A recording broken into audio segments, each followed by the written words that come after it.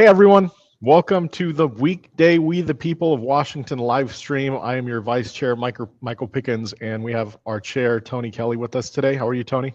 I'm good. How's it going? It's going well. Busy day. Mm-hmm. Um, I think the topic that we're going to talk about today is a very serious one, and it's a very heavy topic. Um, just recently, as of yesterday, the Ilwaco Fire Chief, which is a city here in Pacific County, was charged with multiple counts of child sex crimes. Over 30 charges. That's incredible. Are the charges, is that actually 30 kids then? Or is that, No, I believe it was 3 kids. well, Yeah, so Ilwaco City Councilor Matt Lesnow said in a social media post, his job was to keep our community and residents safe, not prey on and exploit our most vulnerable.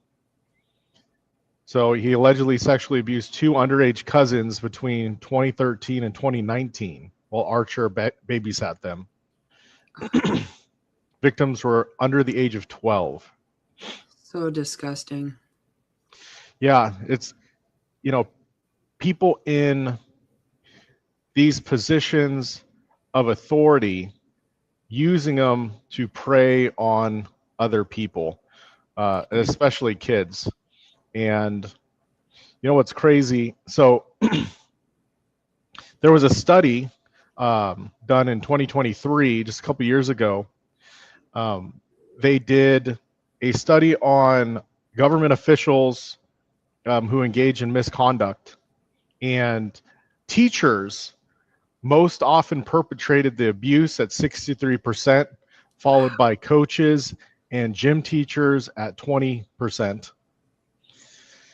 And it's actually a very serious, situation. Here locally, just last month, the guy that has been running the driving academy, he was charged Oh, with sending lewd text messages.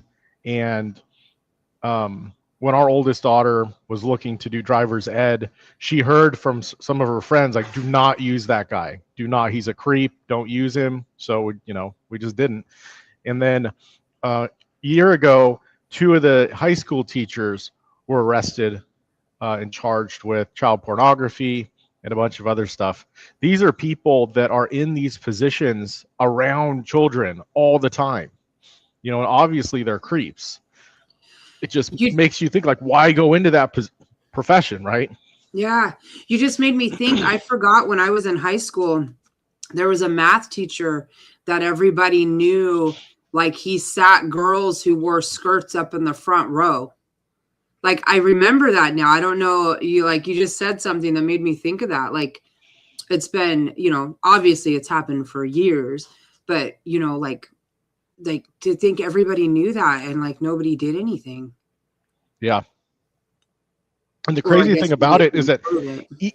yeah, even when they do get charged with it and they end up going to jail, they're spending less time than someone who gets caught with heroin or gets caught with a large amount of marijuana. They're spending less time in there, and they're getting released back out into the public. Yeah, they have to get registered as a sex offender, but they're still getting released. Right. You see there's a lot of laws these days, and I don't have specifics. We'll have to look into it because I know that there's laws that are being passed that support these people more than condemning them and making it so that it's not illegal. Like the language that they use and that they talk about this stuff as though they're not predators, but Yeah. they talk about it as like young ladies instead of calling them children, Children. right? Yep, I've seen that. And they the terms Yeah, that they young use, women. right, like these are not young women, these are children. Like it's just, some of it Yep. is just gross. Yeah, so Washington has a law that was enacted in 2021 that criminalizes educator sexual misconduct, blah, blah, blah, misconduct with a minor in the first degree, sexual intercourse with an enrolled student. Like, up to a $10,000 fine. Like, that's Well, I nothing. can't read that. What's the 16 years old? Sexual intercourse with an enrolled student of the school who is at least 16 years old and not more than 21 years old and not married to the employee. If the employee is at least 60 months older than the student. So that's how they're establishing it. So the educator has to be at least 60 months older than the student, or it's not, apparently it's not a crime. That's interesting. Is that 5 years? That's 5 a lot years of older? years. 16 months. Yeah. So Yep. they have. So if you have a young, brand new teacher, they could sleep with someone that. What is? Yeah.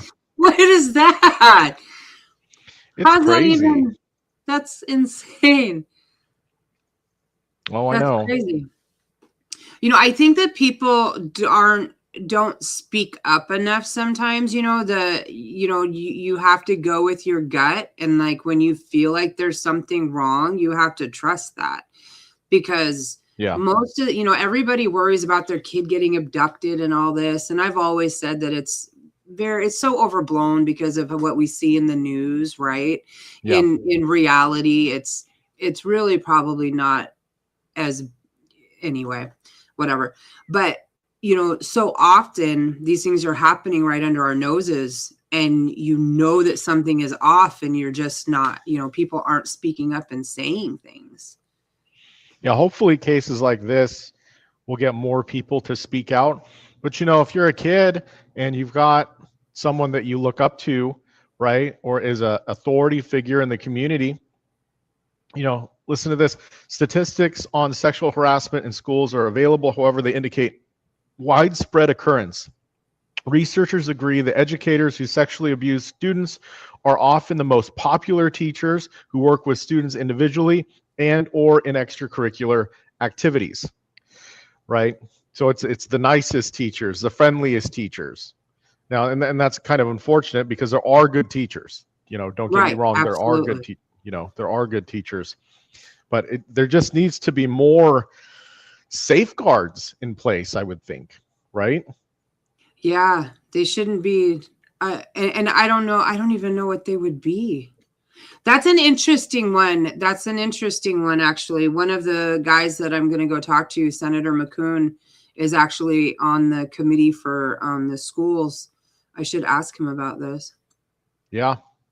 He's on the education committee. It seems like we hear about it every month around Washington State. There's something else going on. Another teacher involved. It's always somebody that that was my point. That's what I missed. It's always somebody that It's so rarely the stranger off the street that's committing these, disgusting acts. It's usually somebody that Well, in the case of the fire chief, it was his cousins. Mm-hmm. That's crazy. Glenn always says, and I always tell him he's crazy. Glenn's always like, "Oh, it's probably 50% of the people that you know." Oh yeah, I'm like, sure it is. That's gross.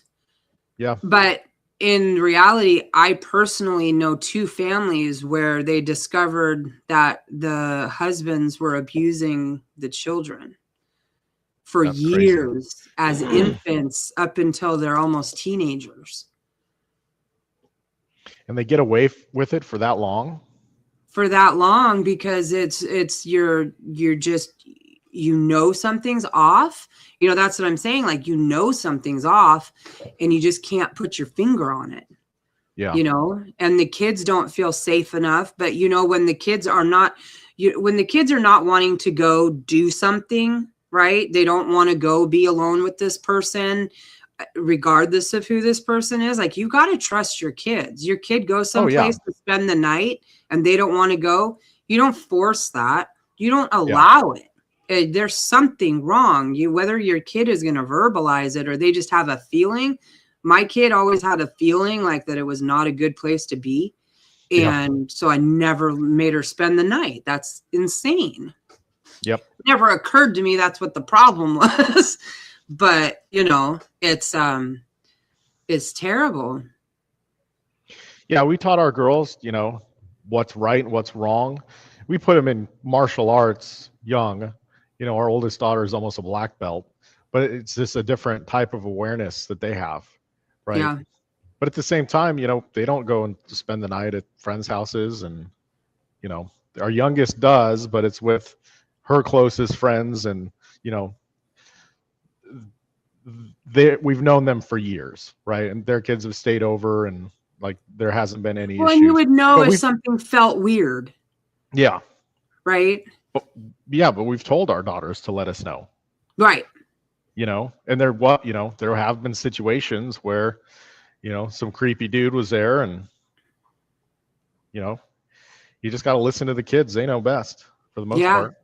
Yeah. We don't trust them enough. You know, we think that they're being ridiculous, or we want our alone time or whatever, you know, and so we're not listening to them for whatever reasons. And Yeah. sometimes we, you know, there's a lot of instances where we give our kids way too much power these days, but this is not one of them. This is one where we've got to listen to the children. Yeah, I think empowering them to say something is the most important thing we can do, and talking to them about these stories that come out and other stories in the past.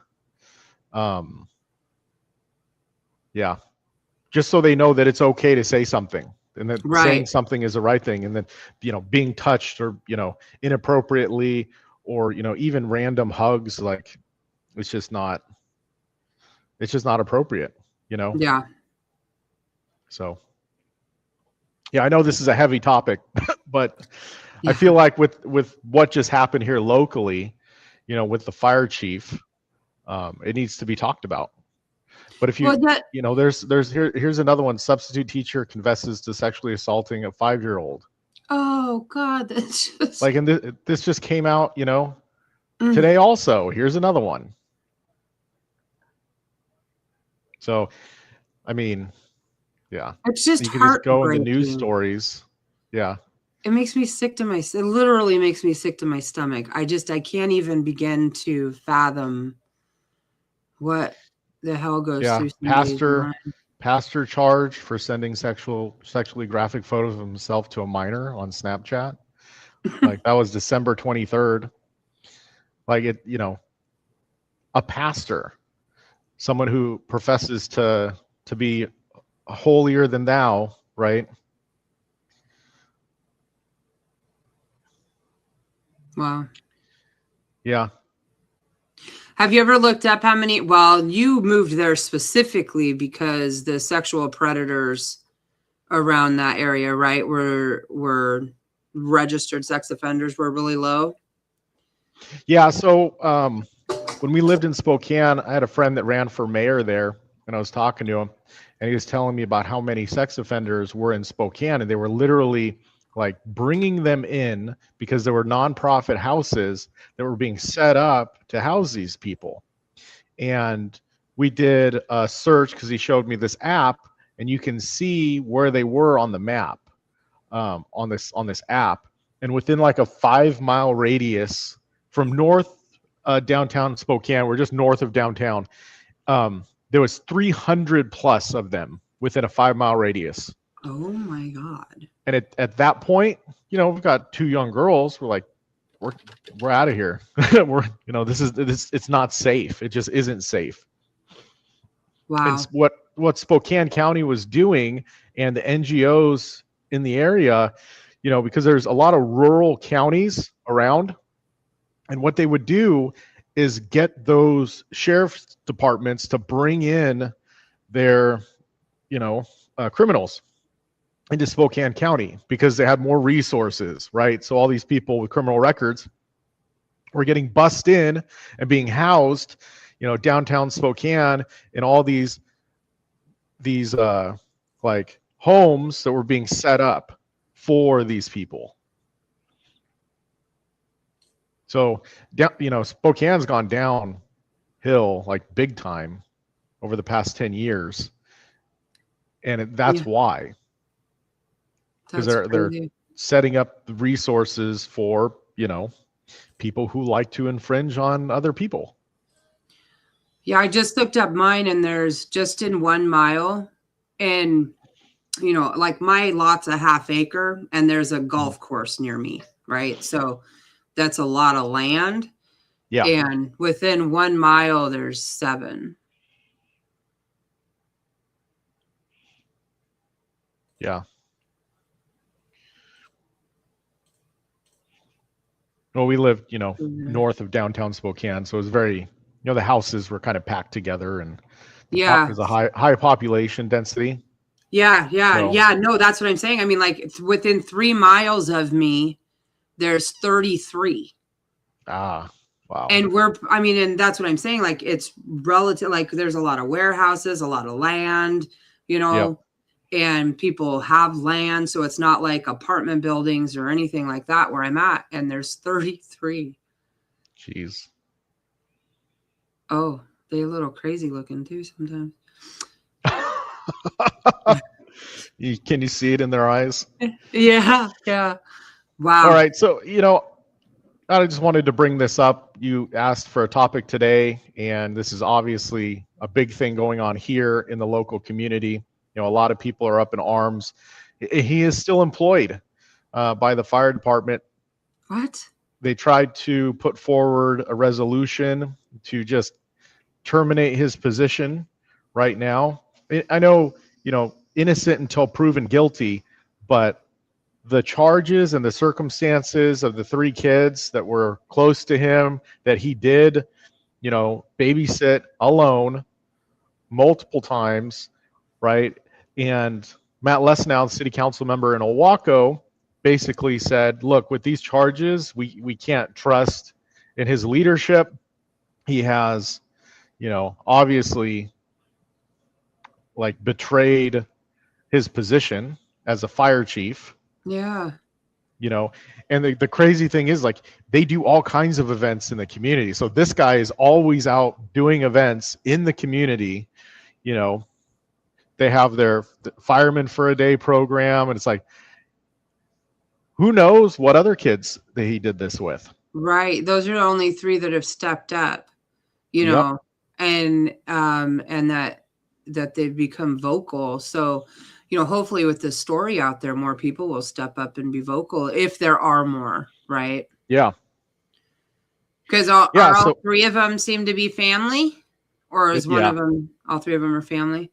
It's so sad to see inside a family. It's not okay, obviously, anytime, but to think that a parent can do that to their child, or a relative that's that close to you, and you're, just, it's crazy. Yeah, it looks like 21 counts of first-degree child molestation, 10 counts of first-degree child rape, 1 count of first-degree dealing in depictions of minor engaged in sexually explicit content, and 1 count of first-degree possession of depictions of a minor engaged in sexually explicit content, and 4 counts of second-degree child molestation. I don't know what the first degree and the second degree means, right. But it's probably bad. Yeah, I don't think I want to know. Yeah, I don't think I'm going to look it up either. Yeah. Well, and that was a depressing episode. Yeah. The person that I know is in prison now. One of them is in prison now, and she tried to get they moved to Utah, and so they tried to get something going in Washington State as well, because it obviously happened here as well, and she can't even get Washington State to pick it up.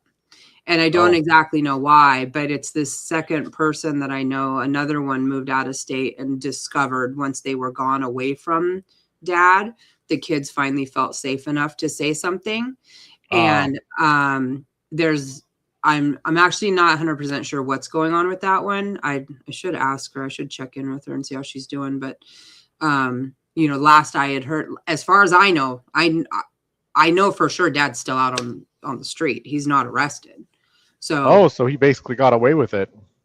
And because they moved out of state, Washington won't do anything.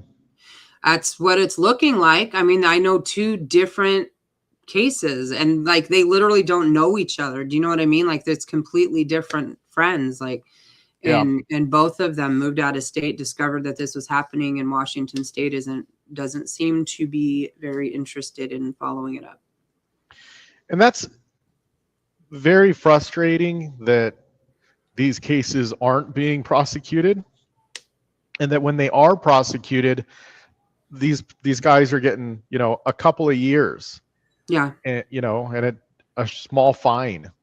Yeah. And they've literally destroyed a kid's childhood. Yeah. And they get a couple years in jail, and then they get released out on the street.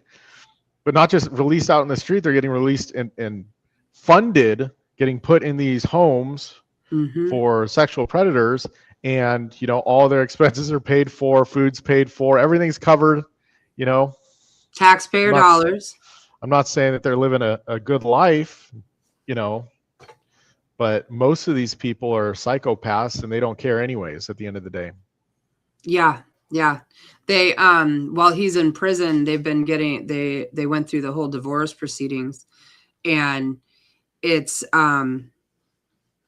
I will say we went down there to support her, and it was wonderful to sit in the courtroom and him see faces that he knew what he did. You know what I mean? Like, just like stick it to him, because he looked pissed when he saw us. It was wonderful. Like, it felt good for him to think like, at least he knows people know what you did. Yeah, he didn't get away with it. Right. But I don't, they were talking about giving him 15 years, and I'm not sure that that's actually what he got. Their laws down there are very confusing to me, so I'm not entirely sure how it works, but it's almost like every year they review it. Oh, interesting. Yeah, is what it seems like. Like it was very confusing. It wasn't just a flat, he's in there for 15 years. It was like up to 15 years, but they look at it every year or something. I mean, at what point is someone a danger to society to where they should not be allowed back out in the general public, right? Like how many children does someone have to rape, or women does someone have to rape or murder or assault, right? You hear these stories, and for some reason they come out of Seattle or Portland, someone with 70 felonies, right? Assaulting a woman, hitting her in the head with a piece of wood with a nail sticking out of it, and just, poking her eye out, and damaging her for the rest of her life. And the guy had 72 felonies. Yeah. Why is that person on the street? At what point do we say enough is enough? Right. Yeah. I don't know how anybody looks at these things and can justify. Like, the justification is, I don't know a better word right now other than gross. It's like disgusting. It's just disgusting. It's, I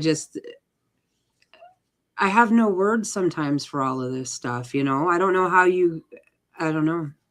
I don't know. Yeah. Yeah. And then I look, seeing that this guy, the fire chief, is represented by one of the top attorney law firms in the county. The guy's brother is a county judge. Like, so he's going to get interesting, isn't it? Yeah. Well, the attorney's brother is a judge, and the other attorney's family, like, they're longtime attorneys in this area, right? So, who knows what the end result's going to be, but it's probably not going to be any sort of semblance of justice, I would assume. Hi, handsome. Oh boy. Hey, buddy. Hot dogs. Say hi. All right, go hang out with Papa for just a minute while I finish, okay? We can cut it short. This was a deep one anyways. So. Yeah, so cool. Okay, well, if you like what we're doing, make sure you donate. Yeah, thanks for hanging out with us on a Tuesday. Yeah, hold on. Let me throw the link in here real quick. WTPWA.com. I Doge. Yeah, I said and hi. listen, if you guys see articles that you want to see us talk about or see news that you think is important, you know. Oh, there's your baby. There's my baby. So handsome. No, she's beautiful. Yeah, please send them to us because we're interested to see what you guys are finding and what you guys are interested in, and that helps us with what direction we should be going in. Yep. Yeah, right on. All right, well, have a good night.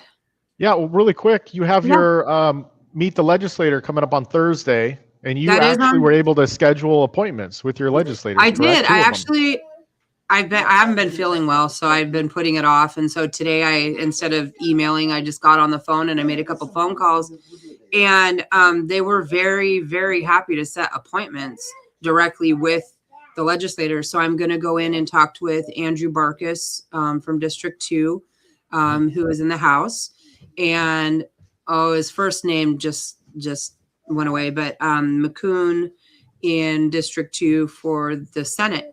And so I made appointments with both of them, and I'm looking up to see what committees they're on, and I'm doing some research on them so that I can make sure that the questions that I'm asking are, something that they're interested in, as well as I want their opinions on, some of this legislation that's going through. And I also plan to ask them, I didn't know that in our district, they're actually Republicans. Still shocks the hell out of me because I'm in Pierce County. And so I didn't expect that. But they are Republicans. And so I do want to ask them, like, what can we do to support them? And what can we do as constituents to actually have our voices heard, right? What kind of action can we take to let them know that we don't like something or that we do like something? Like what do they actually pay attention to? Yeah. And so I think that'll be an interesting question, answer. Yep. Well, looking forward to hearing how it goes. And then if anyone else wants to go with you, what do they just reach out to you and you can help guide them to setting appointments with their state reps and legislators? Yeah, absolutely. Send me a message. I'm pretty sure my phone number is all over everything. Like, you can call me, email me, whatever. Send me a message on Facebook, on X, yeah, I'm always available. So I'd love to have more people going. It's a big event. It's a health freedom event up there that Informed Choice Washington is putting on. I know that who's the GOP? Jim Walsh. Yeah, Walsh is going to be speaking at noon, or I don't know at noon, but he's going to be there speaking. There's quite a few people that are going to be speaking at noon on the steps of the Capitol building. So I'll be there, and then afterwards we may be meeting up as well. So I'll definitely be around there at noon, and then my appointments are at 1:30 and 2:00. So I'll be cutting that short. But yeah, I'm excited to see what they have to say. Cool. Well, I'm excited to hear how it goes. So thank you so much for doing that. Yeah, should be fun. So, awesome. All right. Have a great night. Yeah, you too. Bye, everyone.